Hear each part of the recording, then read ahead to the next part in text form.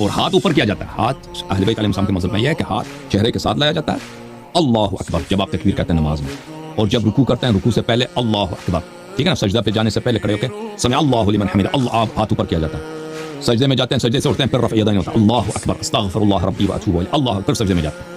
دوسرے سجدے سے جب اٹھتے ہیں بیٹھ جاتے ہیں, اللہ اکبر, پھر کھڑے ہو جاتے ہیں, یہ ہاتھ پر اٹھایا جاتا ہے, ٹھیک ہے نا. تو یہ اللہ اکبر یہ کہتے وقت ان سب میں سنت یہی اہل بیت علیہ السلام کے احادیث میں رفع یدین کیا جائے.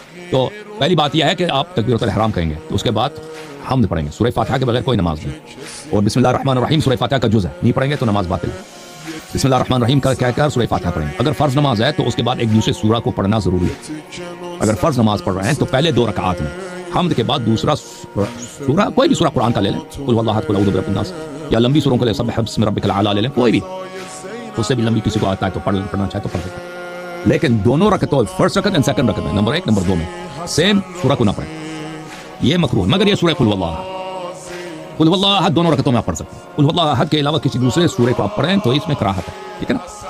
تو اگر مثلا انا انزلنا پڑھتے ہیں, انا انزلناہ فی لیلۃ القدر پہلی رکعت میں, دوسری رکعت میں اس کو نہ پڑھیں, کوئی اور سورہ, والعصر ان الانسان لفی خسر پڑھیں. سورہ جتنے پڑھیں گے اس میں بسم اللہ واجب ہے, سوائے سورہ رات, بسم اللہ نہیں پڑھیں گے تو یہ نماز نہیں, ٹھیک ہے نا. اگر نماز سنت ہے تو اس میں سورہ پڑھنا پہلے 2 رکعتوں میں سورہ پڑھنا فرض ہے, واجب نہیں. لیکن واجب نماز میں پہلے 2 رکعتوں میں سورہ کا پڑھنا ضروری ہے. اگر بھول گئے تو کوئی بات نہیں, بھول گئے تو بھول گئے, رکوع میں چلے گا, اب یاد آ گئی سورہ نہیں پڑھا تو کوئی بات. پھر رکوع میں جانے سے پہلے اللہ اکبر کہیں گے, اور پھر رکوع میں جائیں گے. رکوع میں کمر بالکل صاف ہونی چاہیے, ہاتھ, اچھا جب قرات کر رہے ہیں نا تو ہاتھ اس طرح, انگلیاں بند اور ہاتھ ران پہ ہونا چاہیے, سنت یہ ہے, ٹھیک ہے. انگلیاں بند اور ہاتھ ران پر سامنے کی طرف, ایسا ہوگا نا, یہ میرا پیر اس طرح, فیس اس طرح. اچھا جب رکوع میں جائیں گے تو رکوع ہاتھ انگلیاں کھول کے گھٹنے کو اس طرح گھٹنے پر رکھیں گے, اور کمر بالکل راست ہونی چاہیے. جب بالکل ساکن ہو گیا بدن, اب موو نہیں کر, تو پھر رکوع کا ذکر کریں, سبحان ربی العظیم و بحمدہ.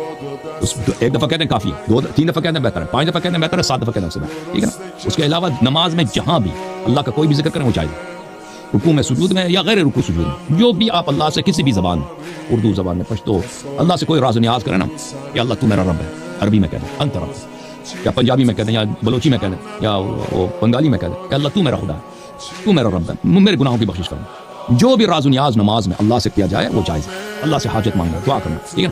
اچھا رکوع میں بھی آپ اللہ سے اپنی حاجت مانگ سکتے ہیں, درود بھیج سکتے ہیں, اللہم صلی علی محمد. جب رکوع سے کھڑے ہو گئے تو کہیں گے سمع اللہ لمن حمدہ, ہاتھ اوپر کہیں اللہ اکبر, ہاتھ نیچے لیں گے, پھر سجدے میں چلے جائیں گے. سجدے میں واجب یہ ہے کہ آپ کے 7 رکن زمین کو لگے, 7 رکن, وہ کیا ہے, ماتا, تو ہتھیلی, یہ 3 ہو گئے, 2 گھٹنے, 5, اور 2 پیر کے انگوٹھیاں, پیر کے انگلیاں, یہ زمین